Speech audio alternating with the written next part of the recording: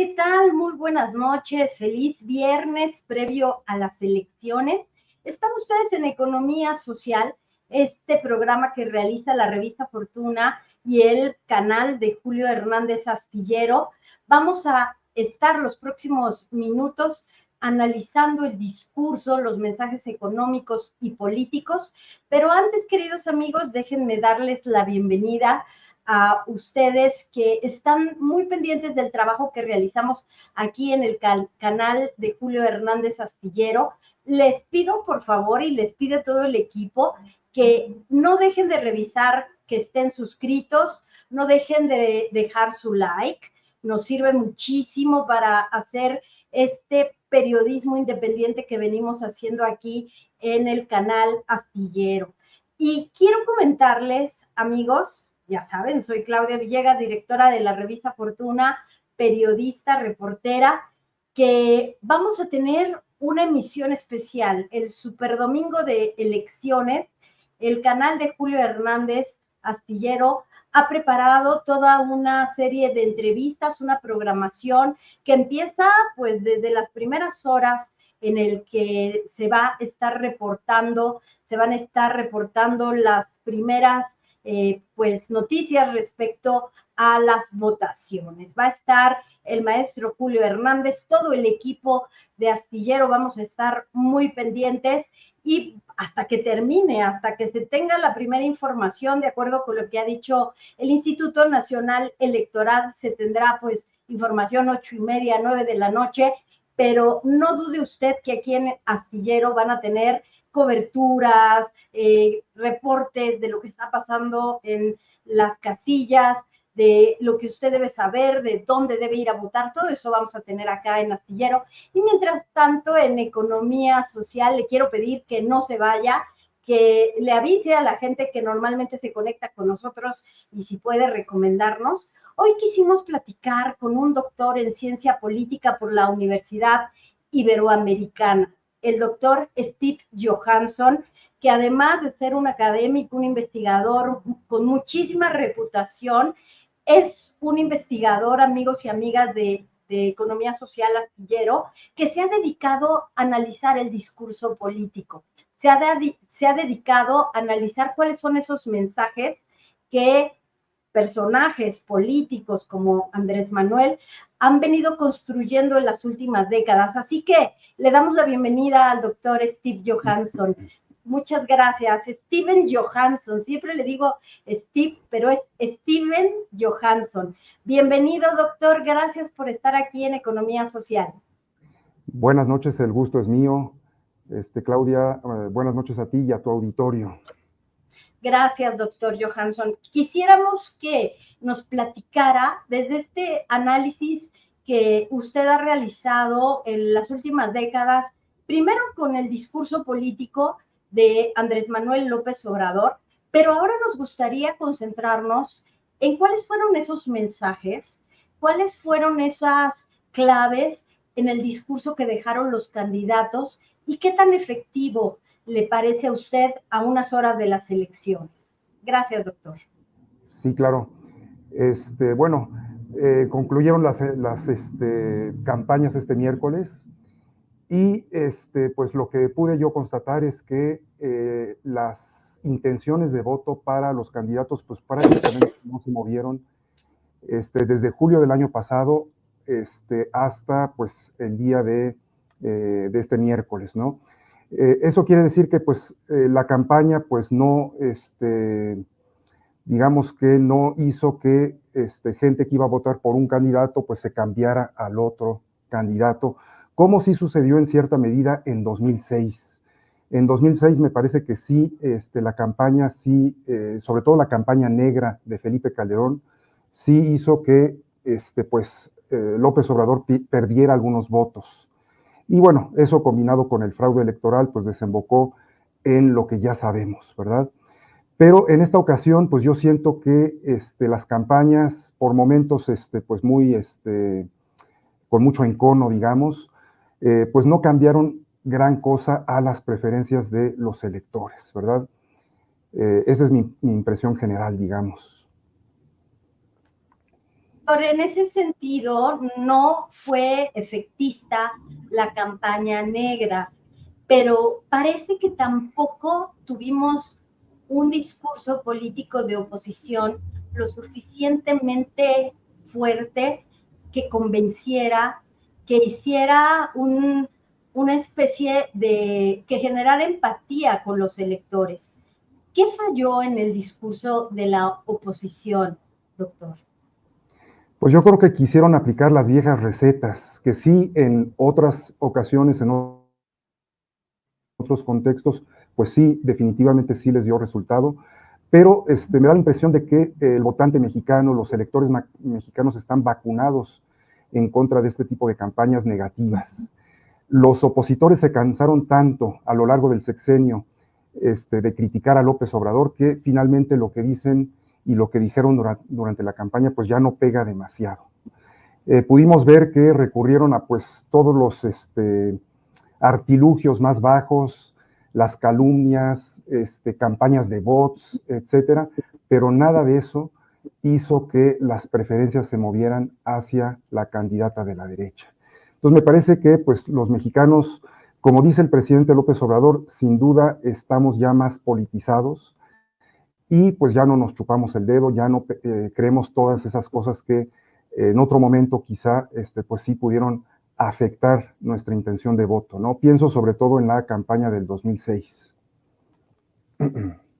Doctor Johansson, ¿cómo operaron las redes sociales, la autocomunicación de masas, el metadato, las fake news, pero sobre todo a partir del análisis pues cibernético de todas estas campañas, que quedó evidenciado que se trataba en efecto de eso, de campañas negras? No sé si usted coincide conmigo o más le pregunto, y usted aquí es el experto, cómo las redes sociales modificaron o apuntalaron los mensajes que estaban enviando desde los partidos de oposición. Y le pregunto esto porque parece que en otros países, Colombia, Honduras, en otros países de América Latina, sí funcionaron. Pero aquí en México lo que sucedió es que lo vimos como bajo una lupa y se evidenció lo que estaba pasando. Sí, absolutamente. En otros países las campañas estas en redes sociales pues sí han tenido efectos, ¿verdad? Pero yo creo que lo que sucede aquí es que en México las campañas negras son tan antiguas, por lo menos desde 2005, 2006, que de cierta forma, como decía antes, pues yo creo que nos hemos vacunado en contra de esto, ¿no? Y pues el votante mexicano, el elector mexicano, ya no se traga necesariamente todas las mentiras, todas las calumnias que se escuchan, ¿no? Entonces me parece que pues eso es sin duda importante para explicar que no hayan tenido efecto estas campañas que en otros contextos, en otros países, pues sí, definitivamente sí han tenido efectos a veces muy importantes, ¿no? Me gustaría apuntar que, por cierto, estas campañas, por ejemplo, de narcopresidente, narcocandidata, se originaron en países justamente como Argentina, Colombia, es decir, que aquí está operando una red internacional de las derechas, ¿verdad?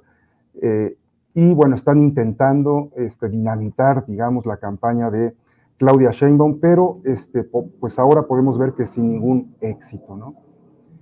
Realmente las preferencias no se movieron pues prácticamente nada a raíz de estas campañas negativas, simplemente no funcionaron y seguramente se han de haber gastado una millonada para lanzar todas estas campañas, ¿no? Pero pues sin éxito, como decía. Es cierto, doctor Johansson. Yo quisiera ahora que pasáramos un poco a cómo se transformó la narrativa, el discurso político del movimiento López Obradorista, ahora 4T, y lo que escuchamos en el cierre de campaña de la doctora Sheinbaum, hablando contundente, que a mí me llamó mucho la atención, que no se destacara más en los medios de comunicación.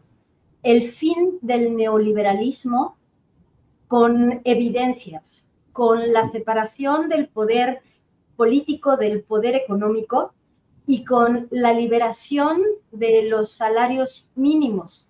Y me refiero a esto porque no sé si fue casualidad o empató muy bien, pero dos indicadores clave, primero uno del INEGI y después también de otros organismos de estadística, señalan que sí se está presentando una recuperación del salario a partir de que se libera el salario mínimo y pasa de 50 a 250 pesos. ¿Cómo se transforma el discurso López Obradorista y cómo Sheinbaum ha tenido que reinventar el suyo? ¿La ve reinventando el discurso? ¿Cómo lo ve, doctor? Pues yo la veo dentro de la continuidad del presidente López Obrador, pero al mismo tiempo pues afirmando su personalidad, sus virtudes, que quizá el presidente tiene otras, pero Claudia Sheinbaum pues también tiene las suyas, ¿no? Es una científica, sin duda pues esto ha hecho que en su plataforma, por ejemplo, se destaque más el papel que se le va a dar en el próximo sexenio a la ciencia, a la investigación y todo esto, ¿no? Entonces yo veo a Claudia Sheinbaum como una candidata de la continuidad en el sentido positivo del término, pero también la veo con, pues expresando sus propias ideas personales, su propia personalidad, sí, bueno, expresándose como es.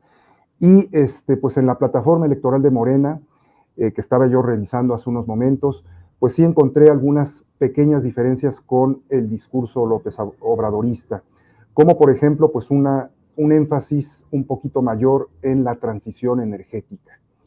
Me parece que Claudia Sheinbaum pues también va a ser una presidenta que pues le dé un gran énfasis a este tema que pues ya la realidad nos alcanzó, ¿verdad? Estamos viviendo pues la realidad del cambio global en los últimos, pues las últimas, ¿qué será? 3, 4 semanas o quizá más. Hemos tenido una ola de calor como yo nunca había visto antes. Y bueno, me parece que, por ejemplo, en este asunto del cambio climático, de la transición energética, pues sí tenemos un discurso un poquito diferente, con énfasis diferentes, pero pues siempre dentro de la continuidad, ¿verdad? Tampoco podemos pensar que este discurso es de ruptura, ¿no? Todo lo contrario. Doctor, ¿cómo se construye desde la ciencia política la continuidad, pero también corrigiendo, mejorando, porque no puedo creer que la Cuarta Transformación o la oficina del presidente López Obrador o todo su equipo no reconozcan que se equivocaron en algunas cosas? ¿Cómo se construye la continuidad desde el análisis político, doctor? Bueno, sí, desde luego hay que reconocer que hay en la administración de López Obrador, pues algunos hierros, ¿verdad? Yo pensaría, por ejemplo, en el intento por reformar el sistema de salud con Sí. el INSABI, ¿verdad? Que por lo visto, pues no dio buenos resultados esa primera reforma. Pero yo siento que el presidente pues se dio cuenta y corrigió, ¿verdad? Mal hubiera sido que perseverara si se da cuenta de que pues la reforma no está dando los resultados esperados, ¿no? En materia de seguridad, no, yo no sé si el gobierno que dejó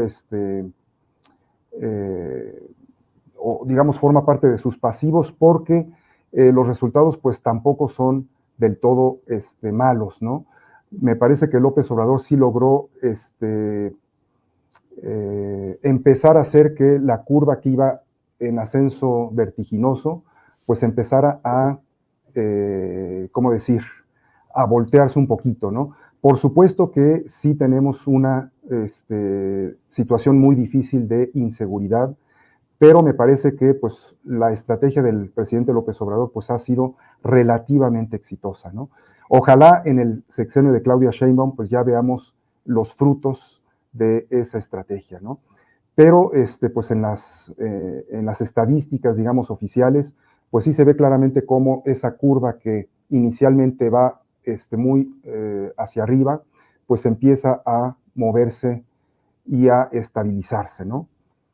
Entonces, pues yo diría que esos dos son los principales temas en donde la cuarta transformación en su primera etapa, es decir, con el presidente López Obrador, pues dejó sin duda algo que desear, ¿verdad?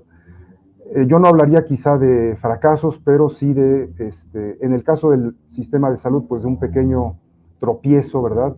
Y en el caso de, pues la inseguridad, digamos que los resultados pues no van a la velocidad que los mexicanos quisiéramos, pero sin duda hay resultados positivos. Doctor, nosotros prometimos que íbamos a hablar del cambio en el modelo económico, cómo son como trenes que se encuentran en una bifurcación y que el próximo domingo vamos a tener que decidir si vamos de un lado o a otro. Pero quisiera, antes de pasar a ese tema económico, que nos platicara si usted observa una transformación en el sistema político, en el sistema de partidos. Vimos en crisis al PAN, estamos viendo al PRI en crisis, al PRD también, Movimiento Ciudadano, que se le reclama una lealtad con el statu quo de lo que fueron los viejos sistemas partidistas. Y Claudia Sheinbaum dijo algo que a mí me llamó mucho la atención. Como me llamó la atención lo del neoliberalismo, me llamó la atención la frase de vamos a respetar la diversidad política y que todos los mexicanos debemos avanzar con reconciliación y sin confrontaciones. Fueron dos mensajes muy poderosos, me parece. ¿Se está transformando, doctor, el sistema de partidos, el sistema político? Bueno, el sistema, yo creo que ambos se están transformando de manera bastante profunda. En el caso del sistema de partidos, pues los tres partidos que en algún momento representaron cerca del 97% del voto, me refiero al PRI, al PAN y al PRD, pues hoy tienen cifras muy, muy bajas, ¿verdad? Entre los tres, pues no rebasan, yo diría que el 30% por ahí. Entonces, pues sí, estamos viviendo una reconfiguración muy importante del sistema de partidos, ¿no? Y esto es claro, o digamos, se ha confirmado, se ha venido confirmando en cada elección. No solamente las elecciones federales, sino también en las elecciones de gobiernos estatales, ¿no? Y yo creo que en este año, pues se va a confirmar esto, ¿no? Que estamos ya transitando hacia un sistema de partidos pues bastante diferente a todo lo que conocimos, con un partido dominante que sería Morena, ¿verdad? Digo partido dominante y no partido hegemónico, porque el partido dominante pues opera en un contexto de pues elecciones limpias, sin fraudes electorales, etcétera, ¿no? El PRI durante 70, 80 años pues fue un partido hegemónico. Es decir, que su predominio se debió esencialmente a que pues, manipulaba las elecciones, que él mismo organizaba. Cuando había un candidato que podía desafiar al candidato del sistema, pues se le practicaba un fraude electoral, etcétera, ¿no? Entonces yo creo que vamos hacia un sistema de partidos con un partido dominante y quizá algunos partidos nuevos como Movimiento Ciudadano podrían incluso desplazar a algunos de los viejos actores. Esto ya está pasando con el PRD. MC está claramente por encima de el voto perredista, pero yo siento que en algún momento, y quizá lo veamos en esta ocasión, incluso podría desplazar al PRI. Al PAN yo no lo veo por el momento porque pues las últimas encuestas nos muestran que hay una intención de voto bastante más alta por el PAN que por el PRI. Me parece que ha habido un desplome en las últimas semanas de la intención de voto por el PRI, que al menos en algunas de las encuestas que yo he observado, pues ya tiene la mitad de la intención de voto que el PAN, ¿no? Entonces, pues es claro que el sistema de partidos está cambiando de manera muy profunda. En cuanto al sistema político, pues sí, sin duda hay un cambio muy importante, aunque también pues hace falta transformar, por ejemplo, al Poder Judicial, que pues se ha convertido en un reducto de la oposición. Yo creo que el Poder Judicial en este momento pues es el principal partido de la oposición y pues hace falta transformar de manera significativa este poder. Y me parece que esto solamente va a ser posible si en el Congreso Morena y sus aliados obtienen una mayoría, pues ya no solamente simple, sino calificada, es decir, una mayoría de las 2/3 partes.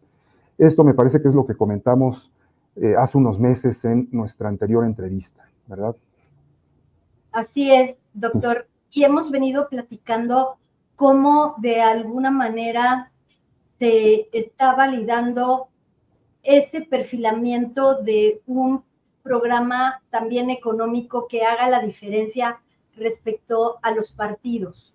La disciplina fiscal, la disciplina y respeto a la política monetaria conducida desde el Banco de México, pero también la austeridad, pero no esa austeridad que vivimos con Francisco Gil Díaz, en donde sí se notaba pues una austeridad para desviar recursos en algún momento, sino una austeridad que busca redireccionar los recursos hacia obras de infraestructura sin incurrir en deudas, doctor.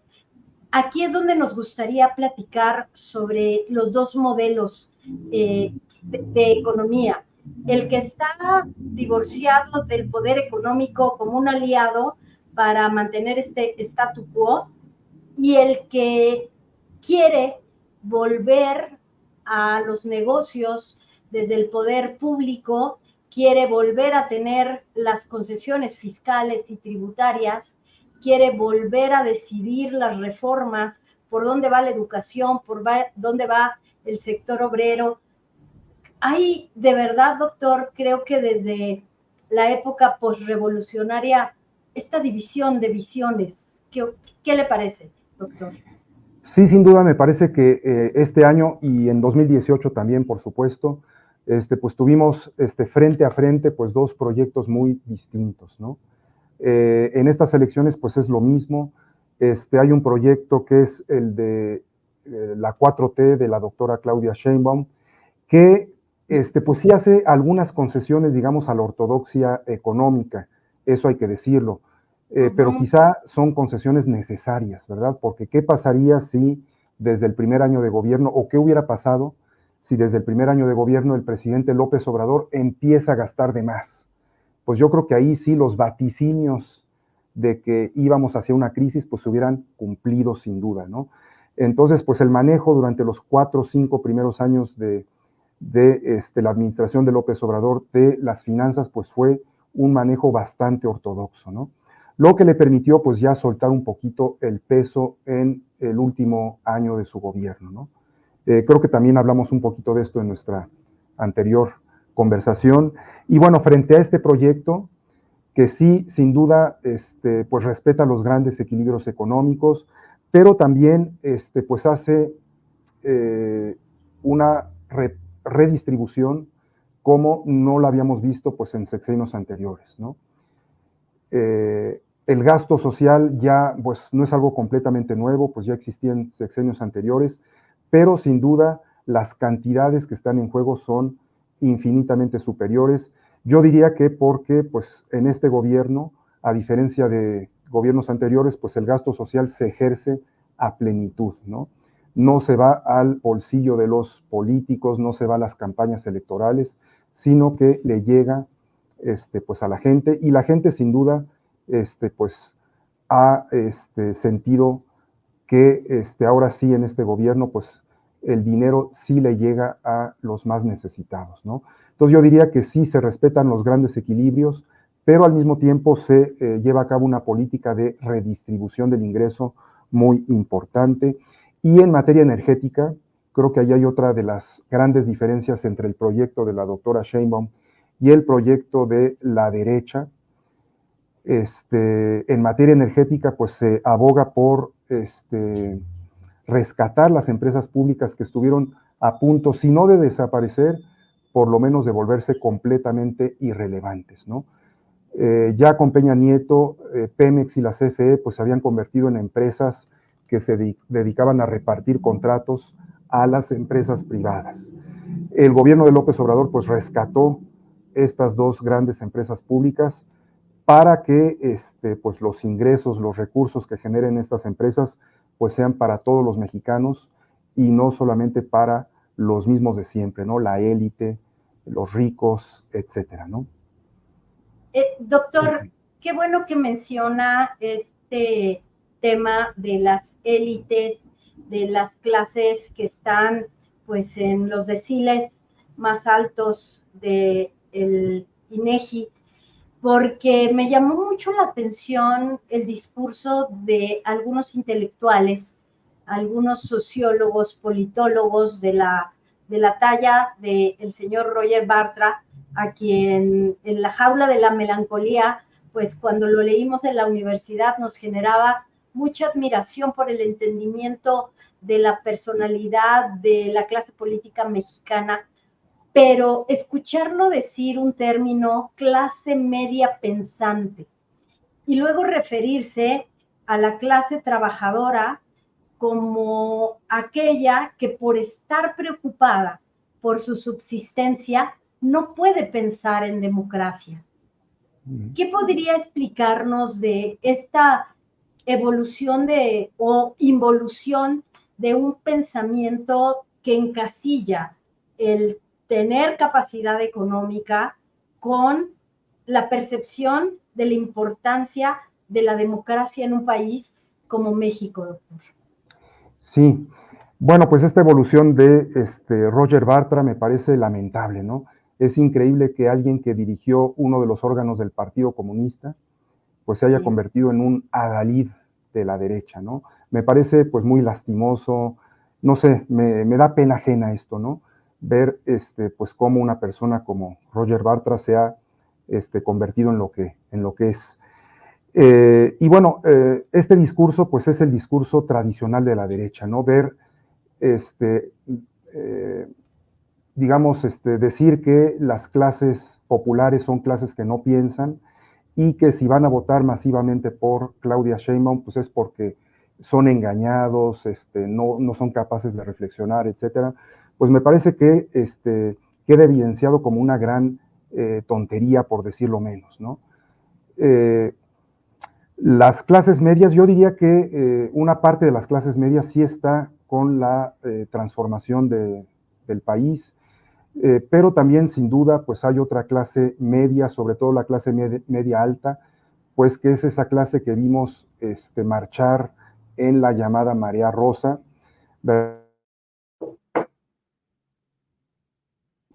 y todo el que no piensa como ellos, pues o es tonto o lo están manipulando, etcétera, ¿no?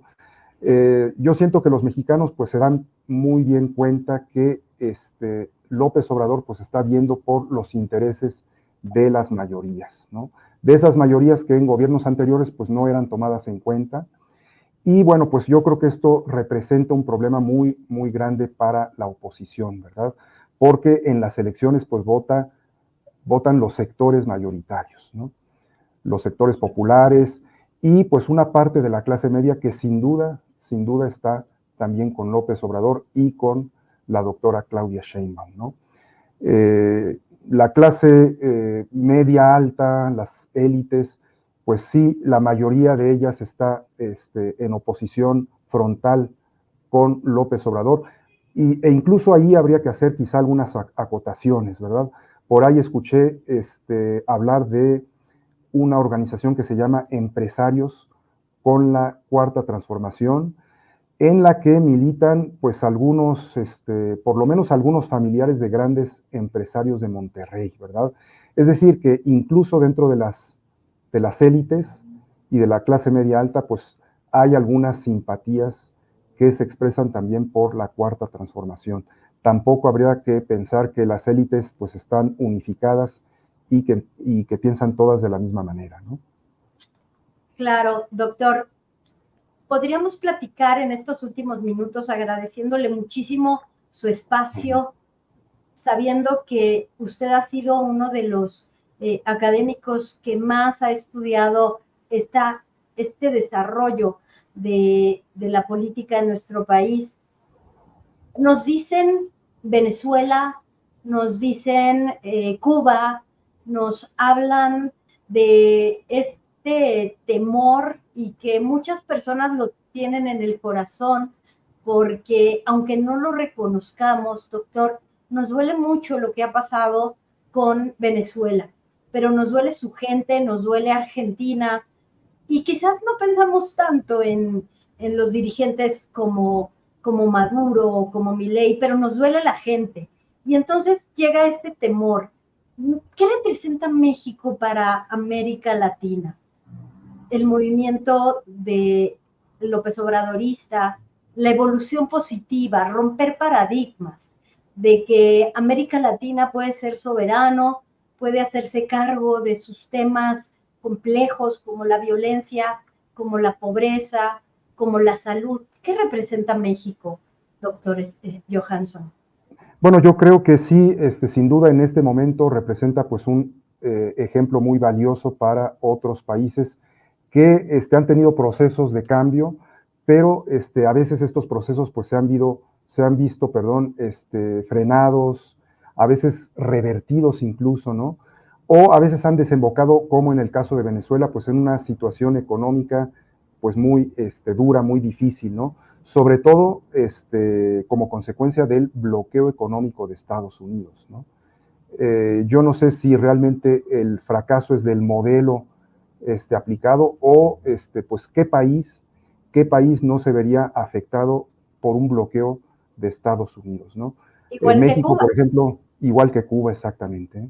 México yo creo que no resistiría ni 3 semanas un cierre de la frontera como en alguna ocasión el presidente Trump nos amenazó, ¿verdad? Entonces, pues efectivamente me parece que México representa una luz de esperanza para muchos regímenes de América Latina, ¿no? En donde las experiencias de cambio de izquierda pues no han sido del todo exitosas, ¿no?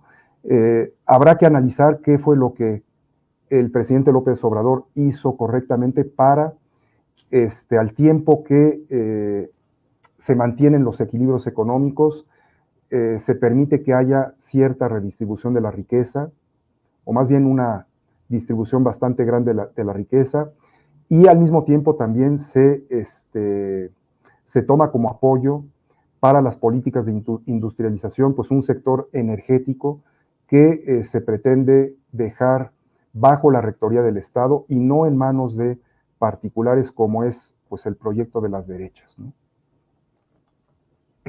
Doctor Steven Johansson, doctor en ciencia política por nuestra gloriosa Universidad Iberoamericana, siempre con mucha empatía y apoyando a los estudiantes. Doctor, ¿algo más que quiera comentar? Yo tengo una última pregunta y la verdad es que sí quisiera preguntarle, ¿qué significa el poder legislativo en materia de contrapeso, pero también en materia de poder continuar, que no se convierta en un tema como de filibusterismo, demócratas contra republicanos, en donde nada se mueve porque no se mueve como quieren los intereses hegemónicos?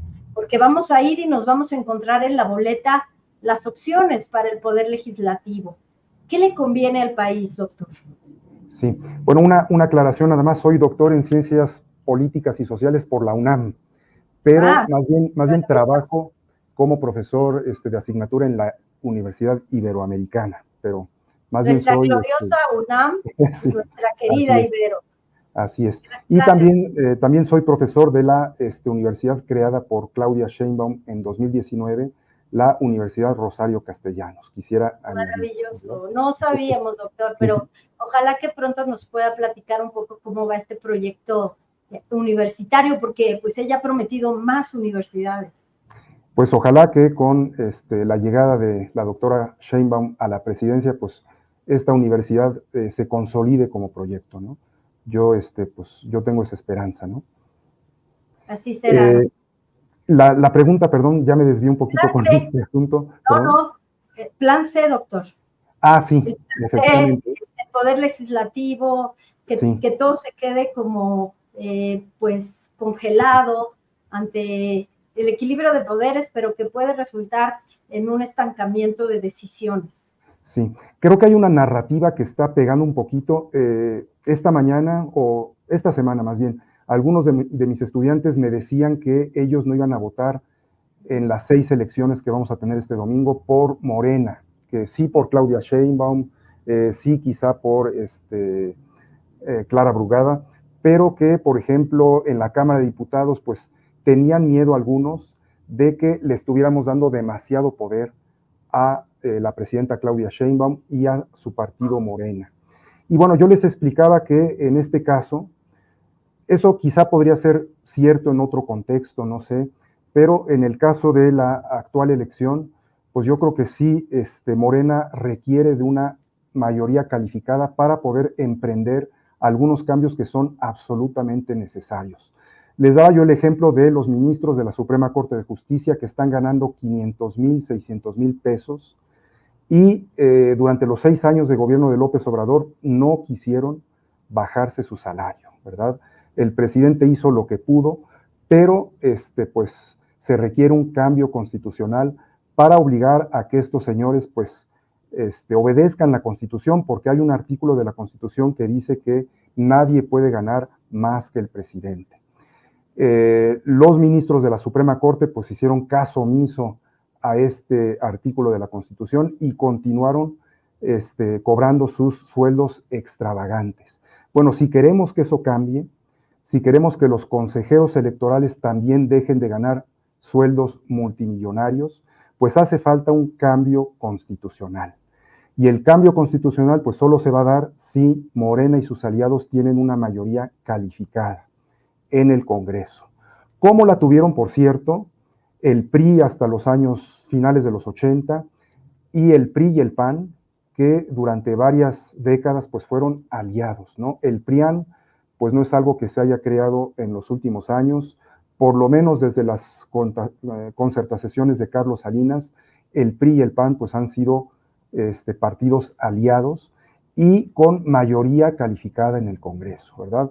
Entonces, si estos partidos tuvieron mayoría calificada en el Congreso, yo no veo por qué no podríamos concederle a Morena y a sus aliados pues también una mayoría calificada para emprender reformas que son absolutamente necesarias. Y bueno, en caso de que nos falle este partido, pues ya habrá que cobrarle las facturas pues en la próxima elección, ¿no? Pero me parece que sí, Morena merece por lo menos que se le pueda conceder el beneficio de la duda, ¿no? Sí, así es, doctor Johansson, sobre todo por esto que menciona del Poder Judicial, porque en las últimas semanas, como un asunto providencial, hubo la decisión de jueces de denunciar las presiones que venían desde Consejo de la Judicatura, desde la presidencia de la Suprema Corte de Justicia. A mí me tocó como reportera, doctor, recibir las denuncias de empresarios que veían perder sus empresas a manos de jueces corruptos. Y como jueces que no se prestaron a estas componendas tuvieron incluso que dejar el país, como si fuera una especie de persecución moral. Entonces, tiene usted mucha razón. Y fíjese que estaba leyendo, les quiero compartir, doctor, pues cuando inicia la intervención francesa, conservadores y liberales, y es que acabo de ir al museo y estoy feliz de haber visitado y recorrido varias veces el Museo de la Intervención, pero que nos deja historias muy claras de nuestra historia. Conservadores y liberales, al ver el peligro que había desde la intervención francesa, decidieron pactar con Juárez, llegaron a un acuerdo, se negocia y el Congreso le otorga al presidente Juárez poderes ilimitados. Solamente en ese momento, doctor Johansson, se pudo hacer frente a un tema tan grave como la intervención. Entonces, tomando el paralelismo, me parece que nos asusta este tema de poderes ilimitados, pero también debemos tener una manera de negociar lo que necesita el país para seguir creciendo y para seguir consolidando este asunto de distribución de la riqueza, doctor. Sí, sin duda. Y bueno, también hay que puntualizar que por lo menos en la última legislatura, la actitud del PRI y del PAN pues fue de no aprobar nada. Me parece que le llamaron a esto moratoria constitucional o algo así, ¿no? Es decir, PRI y PAN no van a apoyar ningún cambio a la Constitución. Y yo creo que pues esto también los electores tenemos que cobrárselo a estos partidos, ¿no? Que no están actuando en beneficio pues de las mayorías, sino por intereses personales. Ellos quieren básicamente recuperar el poder, ¿no? No es tanto que les interese la suerte de las clases medias, sino que más bien quieren recuperar los espacios de poder que perdieron y que están perdiendo pues en este momento, ¿no? Pues, doctor, muchísimas gracias por esta conversación para Economía Social. Gracias por siempre acudir a nuestra convocatoria, por platicar con la gente. Muchas felicitaciones para usted, para el programa, doctor. ¿Algo más que quiera agregar? Y pues nada, enviarle un abrazo y que el domingo nos vaya muy bien. Así es, pues solamente una invitación a que acudamos con alegría y que convenzamos también a aquellos que quizá pues no están muy motivados para ir a votar, a que es indispensable que pues vayamos a las urnas este domingo, ¿no? Me parece que pues el país nos necesita y pues hay grandes transformaciones que no podrán ser realizadas si no si la doctora Sheinbaum no obtiene una mayoría pues bastante amplia, ¿no?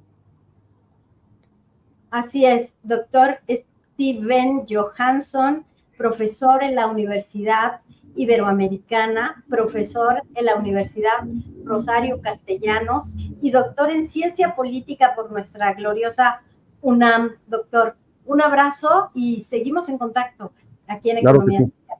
Claro que sí, buenas noches y muchas gracias por la invitación. Gracias a usted, doctor. Y amigos, pues, ¿qué les pareció esta conversación con el doctor Steven Johansson? Voy a hacer, Juan Manuel, nuestro productor, me regalas unos minutitos para saludar a nuestra audiencia, agradecerles que estén aquí, que compartan, que nos dejen su like, que se suscriban a Astillero y si de paso pueden, vayan a www.revistafortuna.com.mx. También tenemos un canal de YouTube, también tenemos algunos contenidos. Estamos generando información en tiempo real desde las 7 de la mañana hasta las 10, 11 de la noche a veces. Tenemos una redacción que estará también platicando con ustedes durante este domingo 2 de junio, día de nuestras elecciones. Bueno, pues quiero agradecerle a Tanislao que nos dice, necesitamos darle las herramientas al gobierno para lograr avanzar, si no serán otros 6 años conflictivos. De acuerdo, Tanislao. G. Trujillo, lo único que yo reclamo a AMLO es el que no haya metido a la cárcel a los jueces, ministros, magistrados del Poder Judicial, vulgares rufianes. G. Trujillo, gracias por estar aquí. Marco Antonio Calderón Yáñez, que sea nuestra prioridad el domingo. Así es, cumplir nuestra responsabilidad cívica con este país. Marco, salir a votar. Vamos a ganar todos a votar. Ya con salir a votar, validar la democracia, hacerles saber a aquellos que piensan que no podemos decidir, que sí podemos y que sabemos por qué. Apenas voy llegando, me regreso a ver desde el principio. Saludos desde el Cancún Proletario. Muchísimas gracias, Luis Ampudia. Coyote herido, vamos a ganar sin ninguna duda. No hay que darle pie a las ratas. Claro, son capaces de todo. A cuidar las castillas. Es válido que haya diferentes posturas, pero que no nos vengan a robar. No se vale, dice otra temporal. Gracias por estar aquí. Creo que los jóvenes deben crear un nuevo partido. Coyote herido, gracias por tu like. Revisa tu suscripción a Julio Hernández Astillero en YouTube. Saludos. Buenas noches, Claudia. Saludos desde Puebla. Víctor España, saludos, excelente programa, gracias Víctor por estar aquí con nosotros. Antonio Murillo me dice, buenas noches doctora Claudia Villegas, todavía no soy doctora, querido Antonio, pero pronto les daré la sorpresa. My Hero, buenas tardes, plebitas y plebitos, ánimo, you can go this. Gracias, My Hero. Federico Fernández, buenas noches, saludis. Buenas noches, saludis, Federico Fernández. Ernesto Araiza, atento y muy especialmente en las diferencias de dos modelos económicos, o tal vez un mismo modelo económico neoliberal con dos variables, la salinista y la obradorista, mismos más ricos. Bueno, querido Ernesto, sí dicen que el presidente López Obrador, ¿qué es lo que decía Steven Johansson? A veces hay que ceder en algunas cosas para seguir avanzando. Yo en particular estoy muy molesta porque no se revisaron los contratos para los contratos de servicios de los eferesos. Espero que pronto se puedan revisar, pero es que no se pueden abrir tantos frentes.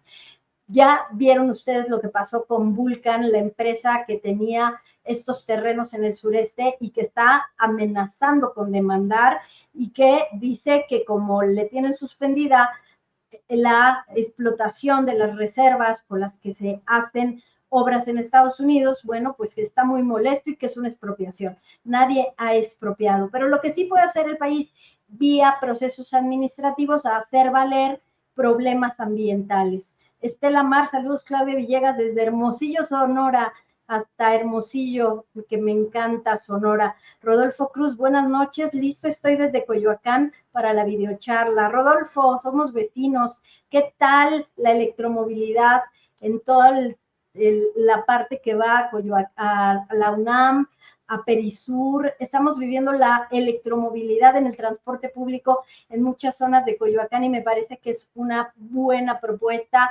Hay luces solares alimentadas por luz solar. Y Marisa Montero, saludo Claudia Villegas y a todo su equipo y aquí atenta a la valiosa información. C. Peregrina, gracias a Claudia Villegas, a todos los que hacen posible economía social. Laura Urquieta, qué bueno que preguntas, es lo que más me gusta. La revista Fortuna se vende en locales cerrados, estamos en los Amors y ya fui a platicar, amigos, con los voceadores, me encantan los voceadores, la vamos a llevar muy tempranito allá en los estanquillos de voceadores por la zona de Bucareli, todavía hay por allá, también acá en el sur de la Ciudad de México, vamos a tenerla en puestos de periódicos, pero ya la puedes comprar en Sambors. Bueno, Lourdes Escalona, saludos desde Coyoacán. Elisa Guadalupe Gutiérrez Aranda, excelente programa. Felicitaciones por su amor a México, amor a su gente, amor a los pequeñitos que trabajan con sus mamás, pero que los cuidan a pesar de que tienen un puestecito ambulante, amor por esos empresarios que hoy están apoyando a Xóchitl Gálvez con todo respeto. Sé que tienen miedo, sé que quieren proteger a nuestro país, pero debemos seguir adelante con la transformación, porque desde 1854, yo sigo con mi visita al museo, no nos han dado tregua. Aquellos que quieren el gran territorio que tenemos, los recursos naturales, tenemos que confiar. Ya dejen ustedes en los políticos, tenemos que confiar en nosotros mismos, tenemos que confiar en ese amor por México. Así que a votar el próximo domingo 2 de junio, así que a ser los mexicanos más educados en la democracia. Yo soy Claudia Villegas, no se olviden, el equipo de Julio Hernández Astillero estará en el Super Domingo de elecciones desde las 10 de la mañana, todo el equipo de Astillero, vamos a estar al pendiente para informarlas de lo mejor que suceda este 2 de junio. Un abrazo, amigos, gracias Juan Manuel Ramírez, Yared Arciniega en la producción, les saluda a su amiga Claudia Villegas y les deseo una gran jornada electoral. Gran fin de semana y hasta pronto.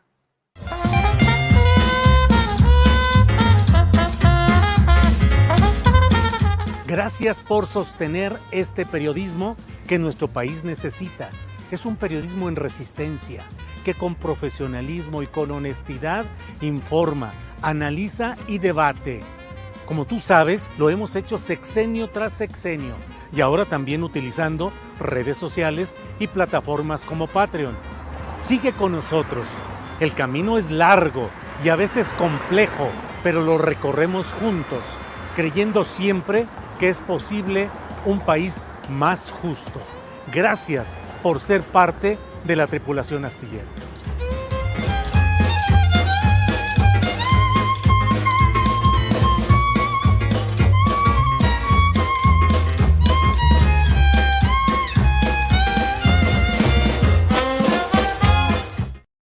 Hacerse patrocinador de Astillero a través de Patreon es un proceso sencillo. Aquí tienes una guía paso a paso para hacerlo. Paso número 1. Crea una cuenta en Patreon. Ve al sitio patreon.com y haz clic en el botón Unirse, que está en la esquina superior derecha. Puedes registrarte con tu cuenta de Google, Facebook, Apple o usando un correo electrónico.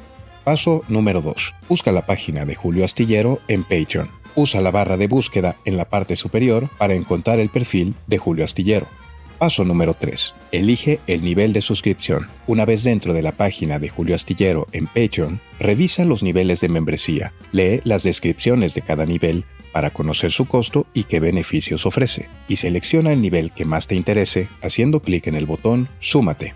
Paso número 4. Configura tu pago. Puedes pagar con tarjeta de crédito, tarjeta de débito o PayPal. El pago es 100% seguro. Revisa los detalles de tu suscripción y asegúrate que todo esté correcto. Haz clic en el botón de confirmación para completar el proceso de suscripción. Bienvenido a la tripulación. Asegúrate de revisar la página de Patreon de Julio Astillero regularmente para ver cualquier nuevo contenido y actualizaciones. Si tienes alguna pregunta, puedes enviar mensajes al equipo de Astillero a través de la plataforma de Patreon. Y en cualquier momento puedes cambiar tu nivel de suscripción o cancelar la suscripción desde tu configuración de cuenta en Patreon. Siguiendo estos pasos, podrás apoyar a Julio Astillero y al periodismo en resistencia.